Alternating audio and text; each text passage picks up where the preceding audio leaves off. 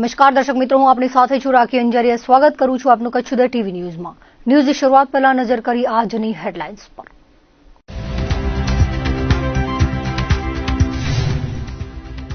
ભુજમાં લોન સહાય વિતરણનો સમારોહ યોજાયો. મંત્રી ભાનુબેન બાબરિયાના હસ્તે સહાયનું વિતરણ. 1800 થી વધુ લાભાર્થીઓને અપાયો લાભ.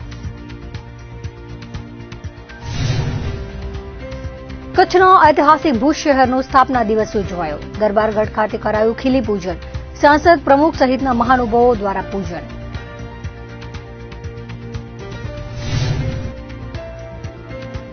ભુજમાં હોમગાર્ડ દિવસની શાનદાર ઉજવણી. ભુજ હોમગાર્ડ યુનિટ દ્વારા માર્ચ પાસ્ટ કરાયું. રક્તદાન સહિતના કાર્યક્રમો યોજાયા. ગાંધીધામમાં રહેતી 24 વર્ષીય પરિણીતાની હત્યા કરવામાં આવતા ચકચાર મચી ગઈ છે. મળતી વિગતો મુજબ ગાંધીધામમાં રહેતી દક્ષાબેન મકવાણા નામની મહિલાની હત્યા નિપજાવવામાં આવી હતી. તેમના નણદોયા વિપુલ કોહલી સહિતના 3 યુવકોએ છરીના ઘા ઝીકીને પરિણીતાનું ઢીમ ઢાળી દીધું હતું. નણદોયા વિપુલ કોહલીએ દક્ષાબેન મકવાણા સાથે ઉગ્ર બોલાચાલી કરી હતી. ઝઘડા દરમિયાન વિપુલ કોહલીના 2 મિત્રો પ્રેમજી કોહલી અને હિતેશ રાઠોડે દક્ષાબેન મકવાણાને પકડી રાખી હતી અને ઉશ્કેરાયેલા વિપુલ કોહલીએ તીક્ષ્ણ હથિયારના ઘા ઝીકીને દક્ષાબેનની હત્યા કરી નાખી હતી. બનાવ દરમિયાન દક્ષાની બહેન નીતા અને તેના પુત્રે દક્ષાબેનને છોડાવવા માટે વિપુલ કોહલીને માર માર્યો હતો, જેમાં તેને ઈજાઓ પહોંચતા સારવાર માટે ભુજની જીકે જનરલ હોસ્પિટલમાં ખસેડાયો હતો. સમગ્ર બનાવ અંગે ગાંધીધામ બી ડિવિઝન પોલીસે વિપુલ અને તેના 2 મિત્રો સામે હત્યાની કલમ તળે ગુનો નોંધીને આરોપીઓને ઝડપી પાડવા ચક્રો ગતિમાન કર્યા છે. ગાંધીધામની રાધિકા જ્વેલર્સમાં નકલી ઈડી બની દરોડો પાડનાર આરોપીઓને રિમાન્ડ પર લેવાયા છે.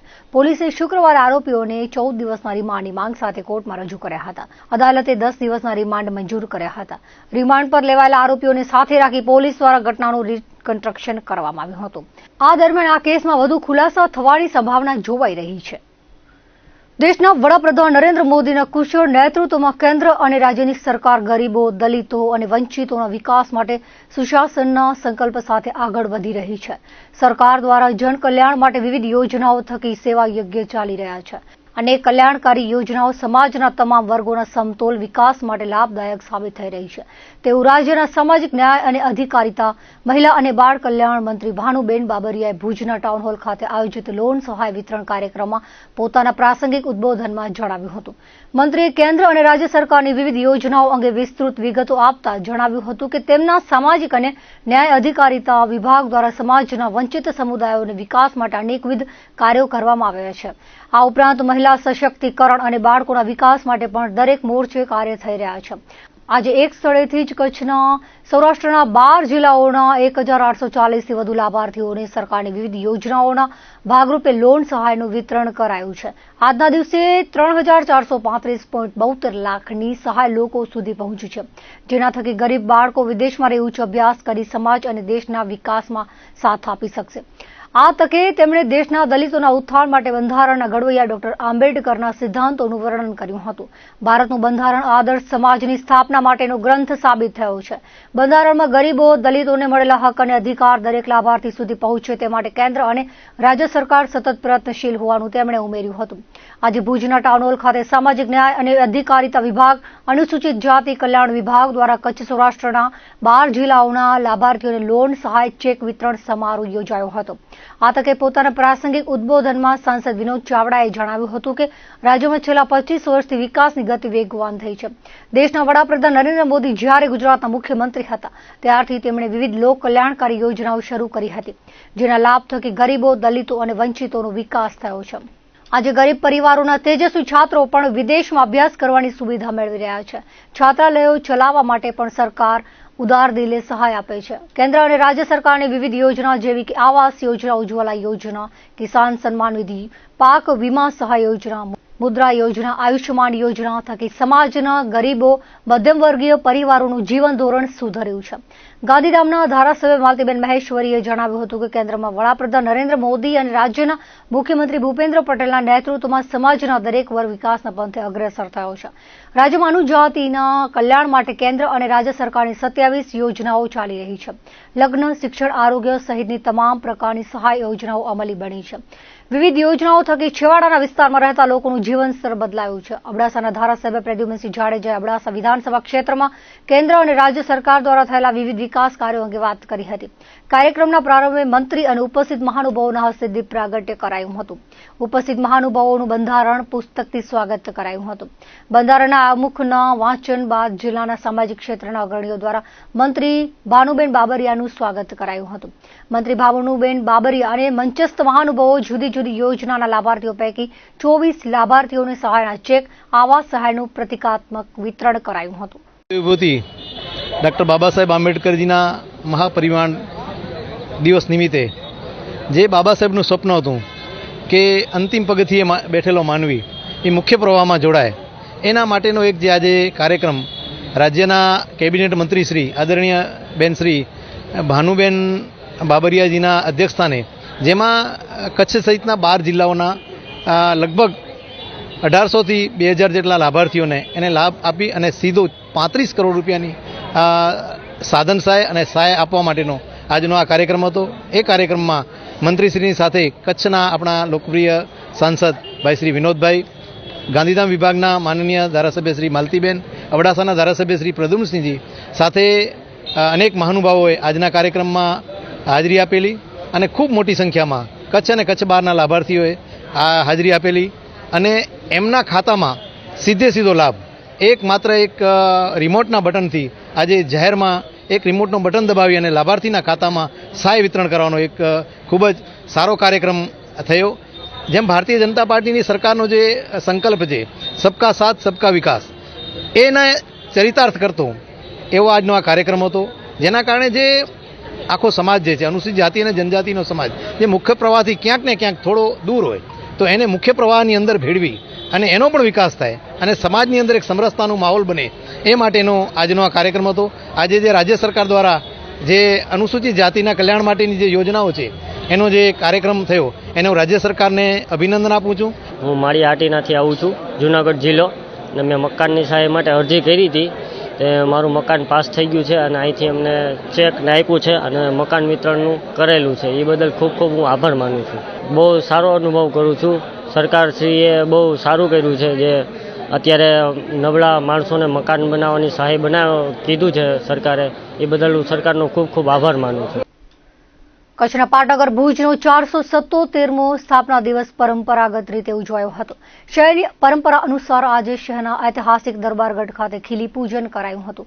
આજે સવારે કચ્છના સાંસદ વિનોદભાઈ ચાવડા, નગર અધ્યક્ષા રશ્મિબેન સોલંકી, ઉપપ્રમુખ ઘનશ્યામ ઠક્કર, કારોબારી ચેરમેન મહિદીપસિંહ જાડેજા અને રાજવી પરિવારના પ્રતિનિધિઓ દ્વારા ખીલી પૂજન કરાયું હતું। પૂજન વિધિ શાસ્ત્રી તેજસ જોશી દ્વારા કરવામાં આવી હતી। આજના પાવન અવસરે કચ્છના સાંસદ વિનોદ ચાવડાએ શહેરીજનોને શહેરના સ્થાપના દિવસની શુભકામનાઓ પાઠવી હતી અને શહેરના વિકાસ માટે તેમજ માળખાકીય સુવિધાઓના વિસ્તાર માટે પોતાના સક્રિય સહયોગની ખાતરી આપી હતી।